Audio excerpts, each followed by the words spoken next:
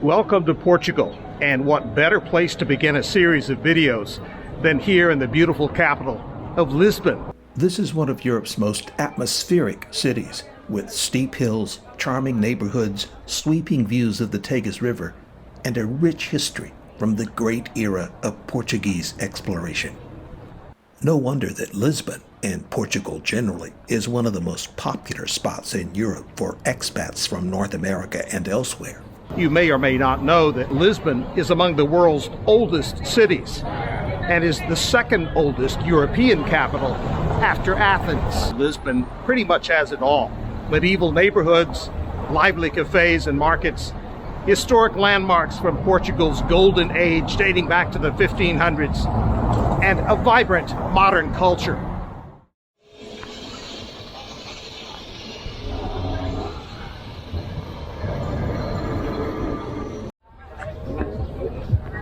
There are several Miradouros, or viewpoints, that allow you to have great views of the city. I'm approaching one of them, the Miradouro de Santa Luzia.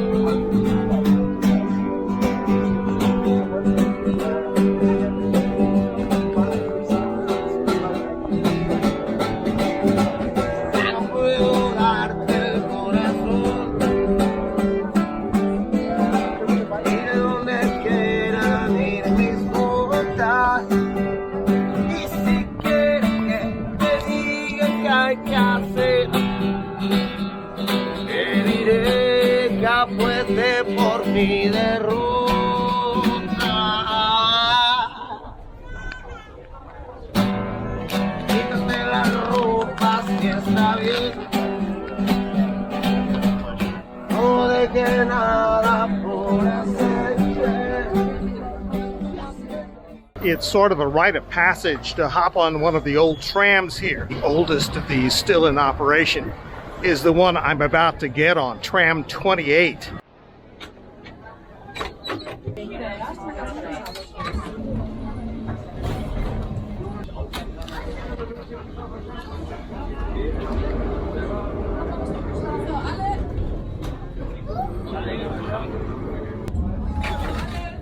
What this side offers in the way of atmosphere, it does not reciprocate with comfort.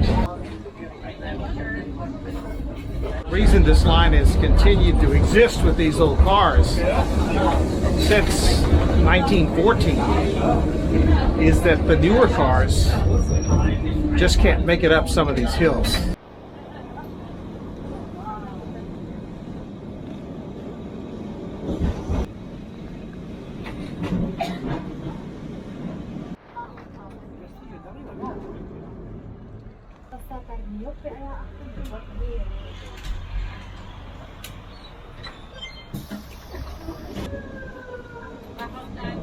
So, Tram 28 lives on.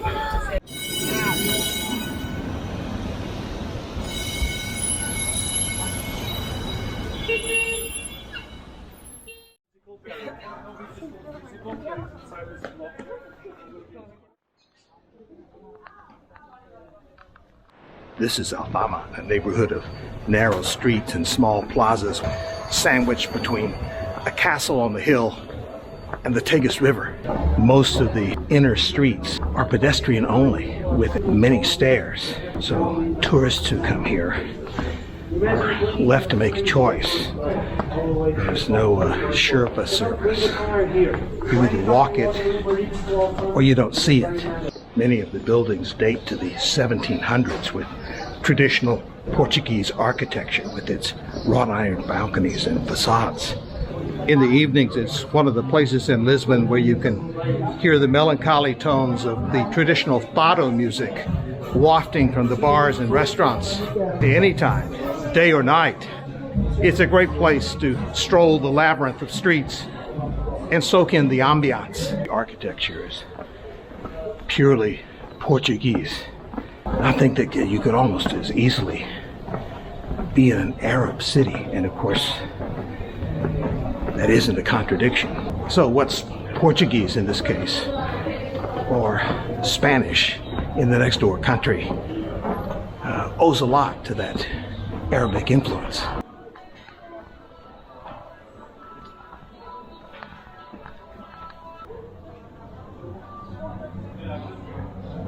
Came out unexpectedly into a small plaza on which there's the Church of St. Michael, which is not on the radar of tourists. The original church stood on this spot since the 1200s. The one that you see here was built after 1667.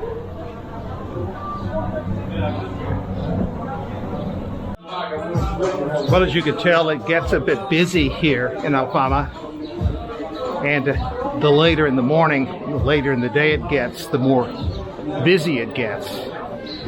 So if you prefer to see these old neighborhoods in a more tranquil atmosphere, the key is to get here early.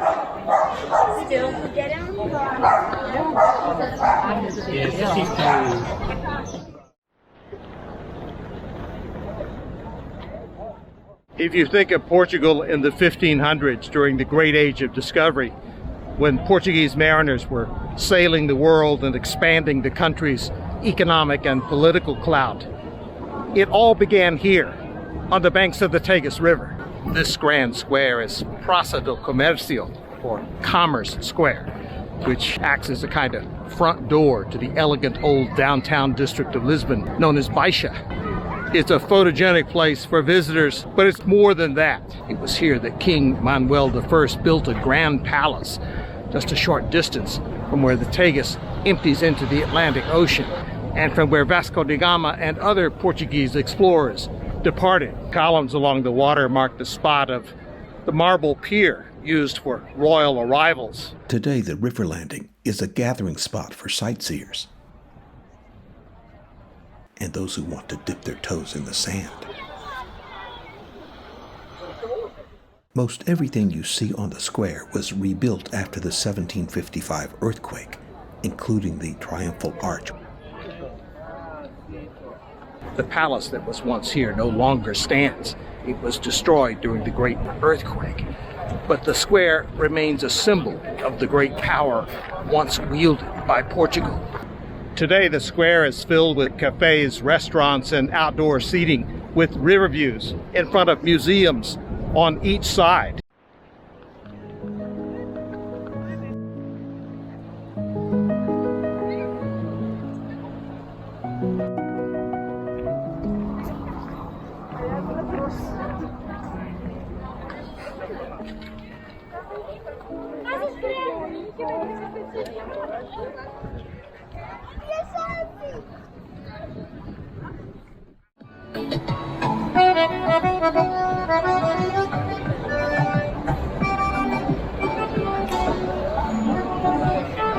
I'm on Rua Augusta, the premier pedestrian shopping street of the Baixa district as you walk up from Commerce Square at the riverfront. This area is Lisbon's elegant downtown, a blend of old and new. It's the commercial heart of the city with wide pedestrian boulevards, bookended more or less by Commerce Square on the river and the bustling Rossio Square at the other end. This is a great place to walk, not just because of the energy of the streets and the elegant architecture. It's also maybe the largest area in the core of the city that's flat. This is a city of hills that make it almost impossible to explore it fully by walking. For the intrepid, there are public steps that broach the hills. And of course, there are streetcars and funiculars. But here in Baixa, where the streets meet the hills rather abruptly, there's something else. Let me show you.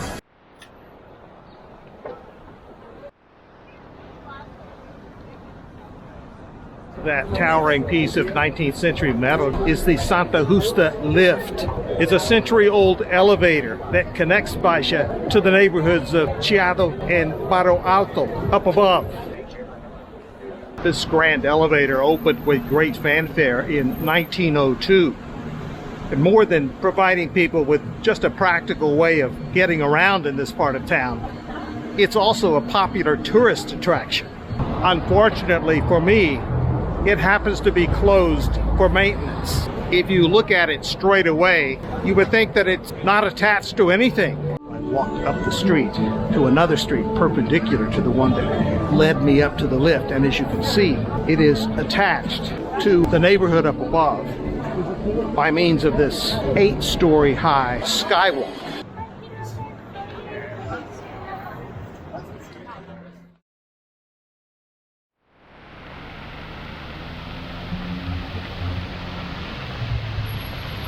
This is Rossio Square, often simply referred to as Rossio. It's been the bustling heart of Lisbon's social and commercial life since the Middle Ages, the site of celebrations, popular revolts, bullfights, and even executions. It's the symbolic center of Lisbon and has been for as long as anyone can remember. A few historical cafes have been here for literally centuries, such as Nicolas, which has been around since the 1600s. The statue you see in the middle is of King Pedro IV, and although the square was officially named in his honor in 1836, almost no one uses the formal name.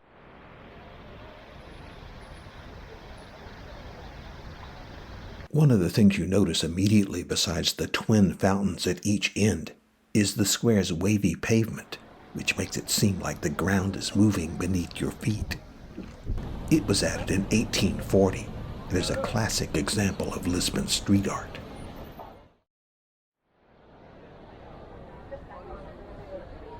The giant church that I'm walking in front of is Lisbon Cathedral, the oldest church in this city, built in the year 1147, which is remarkable for several reasons, not least of which is that despite being damaged, it survived the city's catastrophic Great Earthquake. You don't go up to the tower in this cathedral, but the steps I'm climbing lead to a balcony about midway up the tower that's supposed to provide an excellent view. This is a bit of a squeeze to get through this crevice to get out onto the balcony, but it's of course doable, and the view from here is indeed beautiful.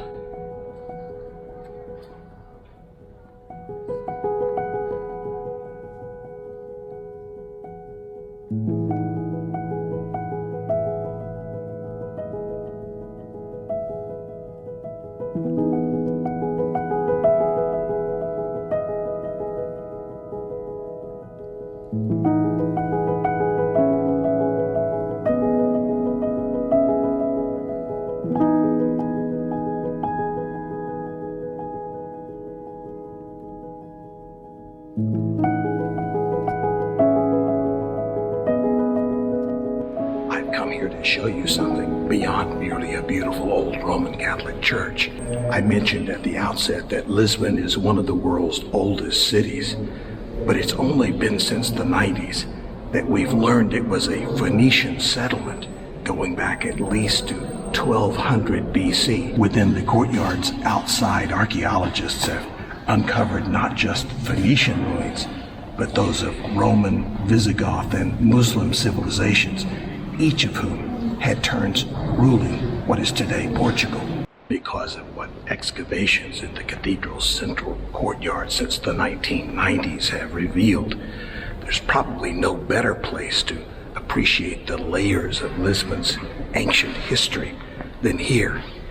At least that would be true if the central courtyard of this cathedral were open, but unfortunately it's been closed for quite some time for continuing excavation and for some renovations out front. It's no accident that this church dates to the year 1147, the year of the siege of Lisbon, when Christendom's armies took Portugal from Muslim forces. It was a turning point in the so-called reconquest of the Iberian Peninsula that lasted nearly 800 years until the last Muslims were driven from power in Spain in 1492. I've come to the Alcantara neighborhood above the city's south waterfront, to one of the most unusual shopping centers you'll find anywhere. This is the LX Factory, a trendy creative hub in an old 19th century industrial complex. It's been marvelously repurposed into a city within a city, with shops, trendy restaurants, bars, and stunning urban street art.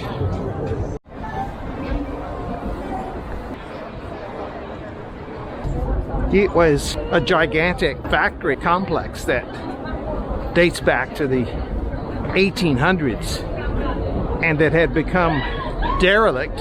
It's almost literally beneath the 25th of April Bridge, the longest suspension bridge in Europe. It celebrates the date in 1974 when a military coup overthrew Portugal's dictator. The Carnation Revolution. People took red carnations and placed them in the gun barrels and on lapels of soldiers. It was a peaceful, non-confrontational change of power. It ushered in the modern political age of Portugal. From all accounts, people come here as much for the art and ambiance as for the shopping. I've come primarily because this place happens to be home to what's considered to be one of the world's leading destination bookstores. This is Livraria Devagar Bookstore, or the Read Slowly Bookstore, inside what was an old printery.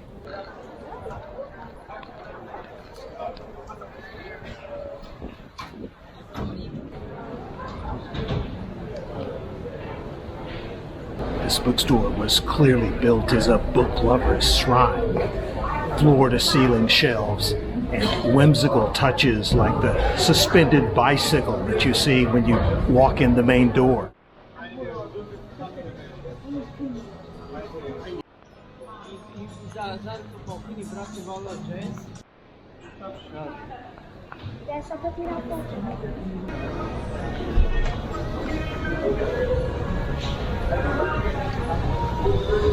Having worked in newspapers for many years, I'm familiar with what a printing press looks like. The platform that I'm on the elevated second story here has a little side wing that lands you directly in front of a gigantic printing press, apparently left in place from when the printery that occupied this space was still here. I don't know if I've ever been in a bookstore. I've been gouged by backpacks so much, which probably tells you about the primary clientele here now, at least during the prime tourist season.